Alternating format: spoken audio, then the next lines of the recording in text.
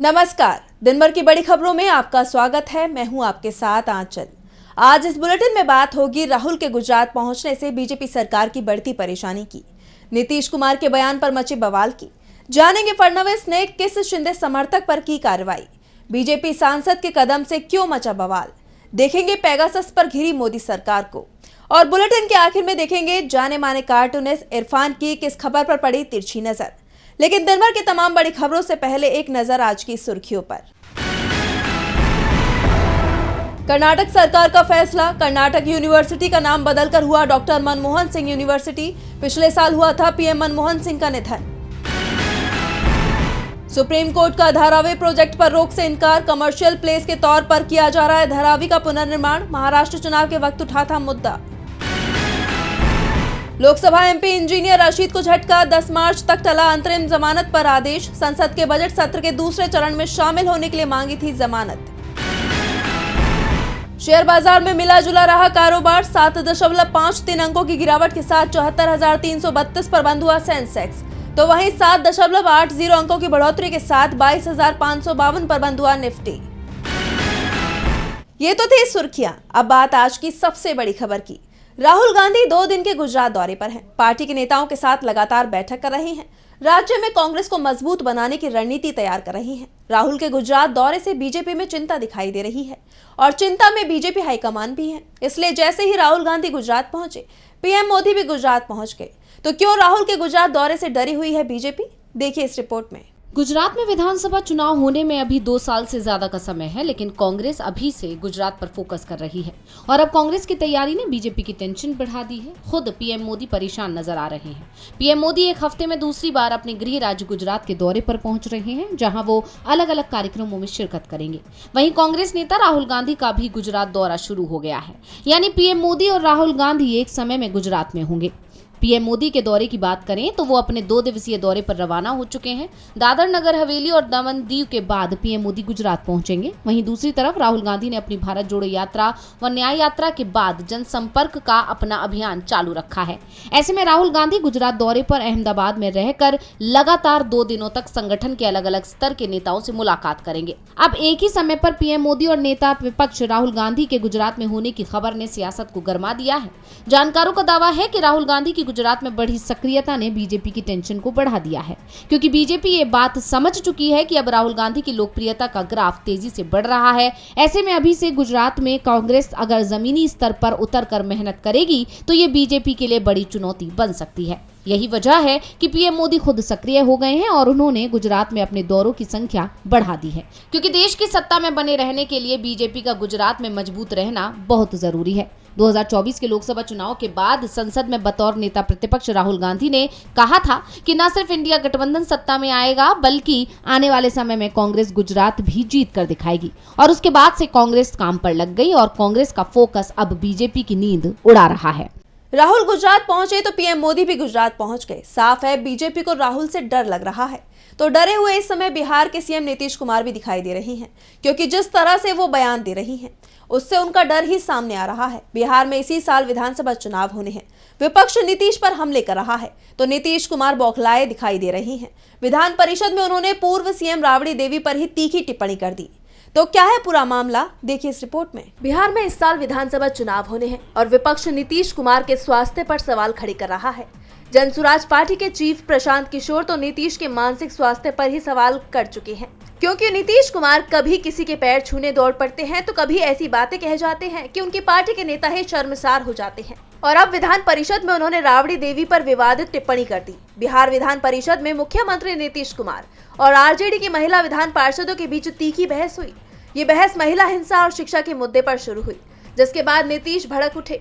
राबड़ी देवी पर निशाना साधते हुए नीतीश ने कहा कि इसके हस्बैंड यानी कि लालू यादव जेल गए तो अपनी वाइफ को मुख्यमंत्री बना दिया।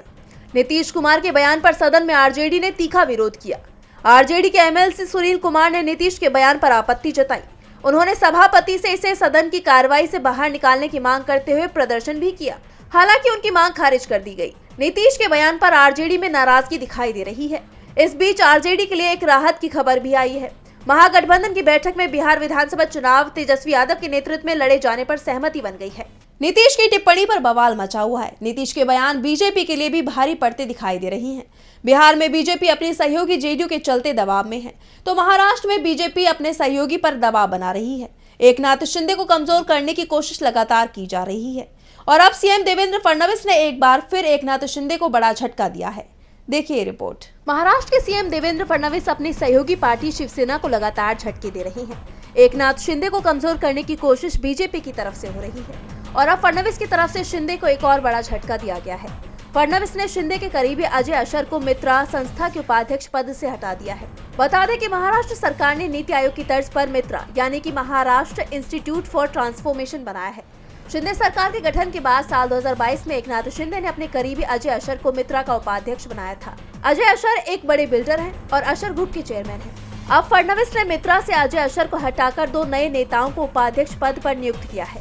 इन दोनों नए उपाध्यक्षों में से एक अजित पवार के नेतृत्व वाली एनसीपी के दिलीप वलसे पाटिल हैं और दूसरे बीजेपी नेता राणा जगजीत सिंह पाटिल हैं। मित्रा संस्था में पहले से नियुक्त राजेश क्षीरसागर को उनके पद पर बरकरार रखा गया है। ऐसे में अजय अशर की छुट्टी को शिंदे के लिए बड़ा झटका माना जा रहा है। इससे पहले भी फडणवीस शिंदे सरकार के समय हुए कई फैसलों को पलट चुके हैं। दोनों के बीच मतभेद की खबरें भी लगातार आती रही हैं। वैसे जब फडणवीस से इसे लेकर सवाल किया गया तो उन्होंने इस बात से इनकार किया था कि उन्होंने शिंदे सरकार के फैसलों पर रोक लगाई है, तो शिंदे ने भी मतभेद की खबरों से इनकार किया था। लेकिन जिस तरह से फडणवीस की तरफ से एक के बाद एक शिंदे को झटके दिए जा रही हैं, उसके बाद विपक्ष को भी सरकार पर निशाना साधने का मौका मिल रहा है। शिंदे के एक और करीबी को पद से हटा दिया गया। फिर भी फडणवीस और शिंदे का कहना है कि उनके बीच सब कुछ ठीक है, तो वहीं दिल्ली में भी सब कुछ ठीक होने की बातें की जा रही हैं। लेकिन बीजेपी के सांसद अपने ही मन से सड़कों के नाम बदल रहे हैं। दिल्ली की तुगलक लेन का नाम बदल दिया गया, जिससे बवाल मच गया है। इस समय देश में जगहों के नाम बदलने को लेकर विवाद छिड़ा हुआ है, खासकर उन राज्यों में जहां बीजेपी की सरकार है। ताजा मामला सामने आया है राजधानी दिल्ली से, जहां यूपी के पूर्व डिप्टी सीएम और राज्यसभा सांसद डॉक्टर दिनेश शर्मा ने दिल्ली में सरकारी आवास के सामने की सड़क का नाम ही बदल दिया। उन्होंने घर की नेम प्लेट पर एड्रेस में तुगलक लेन की जगह स्वामी विवेकानंद मार्ग लिखवा दिया है। हालांकि विवेकानंद मार्ग के नीचे छोटे अक्षरों में अभी भी तुगलक लेन लिखा हुआ है। इसके साथ ही केंद्रीय मंत्री कृष्णपाल गुर्जर के सरकारी आवास के बाहर तुगलक लेन की जगह विवेकानंद मार्ग लिखा गया है। ऐसे में अब सवाल ये उठ रहे हैं कि क्या अब बीजेपी सरकार दिल्ली के तुगलक रोड का नाम बदलने की तैयारी में है। कांग्रेस नेता संदीप दीक्षित ने इसे बीजेपी का दिखावा बताते हुए पूछा कि क्या वे उनके बारे में जानते भी हैं। विवेकानंद सांप्रदायिकता के खिलाफ थे और हर धर्म को बराबर मानते थे। वे जाति व्यवस्था के खिलाफ थे और एक ऐसा देश बनाना चाहते थे जहां सभी धर्म समान हो और सब एक साथ रहें। इसी के साथ संजय सिंह ने कहा, अच्छी बात है, उन्होंने मुगल क्रूर शासकों के खिलाफ आवाज उठाई, लेकिन फिर दूसरा पक्ष मोदी जी का यह है कि जब अमेरिका से उनका दोस्त राष्ट्रपति ट्रंप आता है तो उसको वो ताजमहल देखने के लिए भेजते हैं। किसने बनवाया ताजमहल? शाहजहां ने, मुगल शासक था। ओबामा को ताजमहल देखने के लिए भेजते हैं। किसने बनवाया? शाहजहां ने, मुगल शासक था। और छोड़ दीजिए, ट्रूडो हो, जितने भी राष्ट्रपति आते हैं उनको आप कहते हो जाके ताजमहल देखो, ये सबसे अच्छा हमारे यहाँ बिल्डिंग बना हुआ। किसने बनवाया उसको? मुगल शासक। तो उसको जिस दिन तोड़ना हो उस दिन तारीख हमको भी बता देंगे, हम भी फावड़ा उड़ा लेके चलेंगे उनके साथ। चलिए। बता दें कि बीजेपी नेता लगातार दिल्ली के कई इलाकों के नाम बदलने की मांग उठा रहे हैं, जिसमें नजफगढ़ का नाम बदलकर राजा नाहर सिंह नगर करने की मांग की गई है। इसी तरह मुस्तफाबाद कॉलोनी का नाम बदलकर शिव विहार, जबकि मोहम्मदपुर गांव का नाम माधवपुर करने का प्रस्ताव दिल्ली विधानसभा में रखा गया है। विपक्ष ने सवाल उठाए तो बीजेपी सांसद की सफाई आ गई कि नाम बदलना तो सरकार का काम है। बीजेपी सांसद अपनी ही सरकार की परेशानी बढ़ा रही हैं, तो सुप्रीम कोर्ट भी मोदी सरकार की परेशानी बढ़ाता दिखाई दे रहा है। पेगासस का मामला अब एक बार फिर सुप्रीम कोर्ट पहुंच गया है। पेगासस सॉफ्टवेयर का मामला एक बार फिर सुर्खियों में है। इसे लेकर शुक्रवार 7 मार्च को सुप्रीम कोर्ट में सुनवाई होनी थी, लेकिन किसी वजह से ये सुनवाई टल गई। अब कोर्ट ने 22 अप्रैल को सुनवाई की अगली तारीख तय की है। सुनवाई की नई तारीख की खबर सामने आते ही एक बार फिर पेगासस का मामला चर्चाओं में आ गया है। बता दें कि पेगासस इजरायली कंपनी NSO का सॉफ्टवेयर है। इस सॉफ्टवेयर पर भारत के 300 से ज्यादा नामचीन लोगों के फोन टैप करने का आरोप लगा है और ये खुलासा संसद का मानसून सत्र शुरू होने से एक दिन पहले हुआ था। इस पर राहुल गांधी समेत तमाम विपक्षी नेताओं के फोन टैप करने का आरोप था। हालांकि उस वक्त सरकार ने इन आरोपों को सिरे से खारिज कर दिया था। तमाम आरोपों को बेबुनियाद करार देते हुए केंद्रीय गृह मंत्री अमित शाह ने कहा था कि तथाकथित रिपोर्ट के लीक होने का समय और फिर संसद में ये व्यवधान, इसे जोड़कर देखने की जरूरत है। वहीं पेगासस की पेरेंट कंपनी एनएसओ ने जांच रिपोर्ट पर सवाल उठाते हुए कहा था कि एमनेस्टी इंटरनेशनल और फॉरबिडन स्टोरीज का डेटा गुमराह करता है। ये डेटा उन नंबरों का नहीं हो सकता है जिनकी सरकारों ने निगरानी की है। इसके अलावा एनएसओ अपने ग्राहकों की खुफिया निगरानी गतिविधियों से वाकिफ नहीं है। बता दें कि पेगासस सॉफ्टवेयर को दुनिया का सबसे खतरनाक सॉफ्टवेयर माना जाता है और इसे लेकर विपक्ष ने संसद में सरकार को बुरी तरह से घेरा था। अब 10 मार्च को एक बार फिर बजट सत्र के दूसरे चरण में इस मुद्दे के गरमाने की पूरी संभावना है। पेगासस पर सुप्रीम कोर्ट सुनवाई को तैयार हो गया है। विपक्ष इस मामले को संसद में भी उठा सकता है और एक बात साफ है कि मोदी सरकार इस पर ना तो पहले चर्चा को तैयार थी और ना अब आगे चर्चा को तैयार होगी। तो वहीं जम्मू कश्मीर के बजट पर जरूर चर्चा हो रही है। केंद्र शासित प्रदेश बनने के बाद सीएम उमर अब्दुल्ला ने पहला बजट सदन में पेश कर दिया है। तो क्या है बजट में खास, देखिए इस रिपोर्ट में। जम्मू कश्मीर विधानसभा में पिछला बजट 2018 में पेश किया गया था। उस समय पीडीपी और बीजेपी की गठबंधन सरकार थी। बाद में बीजेपी ने सरकार से समर्थन वापस ले लिया, जिसके चलते पहले राज्यपाल शासन लगाया गया और फिर राष्ट्रपति शासन लागू किया गया। 6 साल तक राष्ट्रपति शासन चला। इस दौरान राज्य का पहले विभाजन किया गया। साथ ही जम्मू कश्मीर से राज्य का दर्जा छीनकर इसे केंद्र शासित प्रदेश बना दिया गया। केंद्र शासित प्रदेश बनने के बाद विधानसभा में पहली बार बजट पेश किया गया, यानी 7 साल बाद जम्मू और कश्मीर का बजट पेश हुआ। इस मौके पर नेशनल कॉन्फ्रेंस की गठबंधन सरकार के सीएम उमर अब्दुल्ला ने कई बड़े ऐलान किए। बजट में दिल्ली की तरह अब जम्मू कश्मीर की महिलाओं को भी सरकारी बसों में मुफ्त सफर की सुविधा और हर घर को 200 यूनिट फ्री बिजली देने का ऐलान किया गया है। इसके अलावा 15,000 नए प्राइमरी स्कूल और पर्यटन को बढ़ावा देने के लिए मास्टर प्लान तैयार करने की भी बात कही गई है। साथ ही बजट में अमरनाथ यात्रा के दौरान सुरक्षा और रहने की व्यवस्था को और मजबूत करने की भी बात कही गई है। बजट पेश करते हुए उमर अब्दुल्ला ने कहा कि 1 अप्रैल से सरकारी और ई बसों में महिलाएं मुफ्त यात्रा कर सकती हैं। लखपति दीदी योजना में महिलाओं को 40,000 रुपए की आर्थिक मदद की जाएगी। शादी में दी जाने वाली आर्थिक सहायता को 50,000 से बढ़ाकर 75,000 रुपए किया गया है। हर घर को 200 यूनिट तक बिजली मुफ्त दी जाएगी। बिजली चोरी रोकने और सप्लाई सुधारने के लिए स्मार्ट मीटर लगाए जाएंगे। सभी जिला अस्पतालों में सिटी स्कैन की सुविधा दी जाएगी। इसके लिए 110 करोड़ का बजट दिया गया है। साथ ही 15,000 नए प्राइमरी स्कूल खोलने की भी योजना है। इसके अलावा अमरनाथ यात्रा के लिए यात्रियों की सुरक्षा के विशेष इंतजाम किए जाएंगे। पर्यटन के लिए 390 करोड़ का बजट तय किया गया है।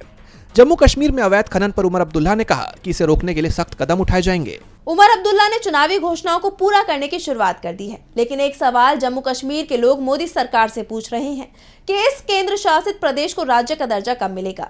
वैसे सवाल तो बीजेपी के अंदर भी पूछा जा रहा है कि पार्टी को नया अध्यक्ष कब मिलेगा, क्योंकि पहले कहा जा रहा था कि मार्च में नए अध्यक्ष का चुनाव होगा, लेकिन अब ये मामला फिर टल गया है। देखिए रिपोर्ट। बीजेपी के राष्ट्रीय अध्यक्ष के चुनाव पर एक बार फिर फैसला लटक गया है। पार्टी अध्यक्ष का कार्यकाल 3 साल का होता है। इस समय बीजेपी के अध्यक्ष जेपी नड्डा हैं। उनका कार्यकाल जनवरी 2023 में खत्म हो चुका है, लेकिन लोकसभा चुनाव के चलते उनके कार्यकाल को पहले 1 साल के लिए बढ़ाया गया और उसके बाद फिर 1 साल के लिए और बढ़ा दिया गया और जब तक चुनाव नहीं हो जाते तब तक के लिए बढ़ा दिया गया है। पिछले 6 महीने से अध्यक्ष पद चुनाव को लेकर लगातार नई तारीखें सामने आ रही है। पहले दावा किया गया था कि अक्टूबर तक बीजेपी में राज्य संगठन के चुनाव हो जाएंगे। पार्टी संविधान में साफ है कि जब तक आधे राज्यों में संगठन चुनाव पूरे नहीं हो जाते तब तक राष्ट्रीय अध्यक्ष का चुनाव नहीं हो सकता। इसके लिए जरूरी है कि 18 राज्यों और केंद्र शासित प्रदेशों में पहले बीजेपी संगठन का चुनाव पूरा हो, लेकिन अभी तक सिर्फ 12 ही राज्यों में संगठन चुनाव पूरे हो पाए हैं। इस बीच बीजेपी हाईकमान और आरएसएस के बीच भी अध्यक्ष पद को लेकर सहमति नहीं बन पा रही है। अब ये खबर आ रही है कि 21 से 23 मार्च तक बेंगलुरु में आरएसएस की अखिल भारतीय प्रतिनिधि सभा की बैठक है। इसके लिए 17 से 24 मार्च तक बीजेपी और संघ के नेता बेंगलुरु में रहेंगे। बेंगलुरु में होने वाली इस बैठक में बीजेपी अध्यक्ष जेपी नड्डा और संगठन महासचिव बीएल संतोष समेत 1500 से ज्यादा प्रतिनिधि मौजूद रहेंगे। ऐसे में 24 मार्च को अध्यक्ष पद को लेकर कोई सहमति बन सकती है। इसके बाद ही बीजेपी अध्यक्ष चुनाव के लिए कार्यक्रम तय होगा। ऐसे में अब ये माना जा रहा है कि अगर संघ की बैठक में सहमति बनी तो 15 अप्रैल के बाद बीजेपी को नया अध्यक्ष मिल जाएगा, नहीं तो एक नई तारीख मिल सकती है। और बुलेटिन के आखिर में देखेंगे जाने माने कार्टूनिस्ट इरफान की किस खबर पर पड़ी तिरछी नजर।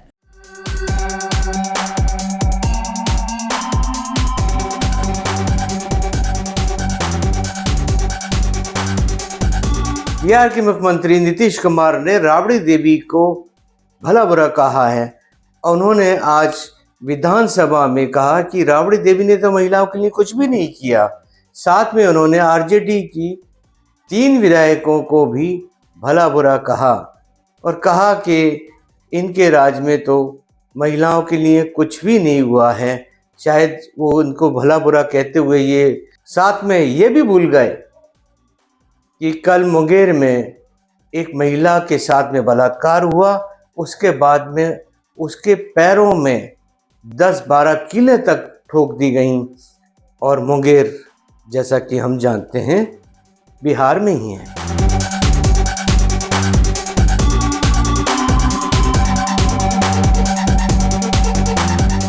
बहुत बहुत शुक्रिया इरफान जी। तो आज इस बुलेटिन में इतना ही। आप देखते रहिए DB लाइव। नमस्कार।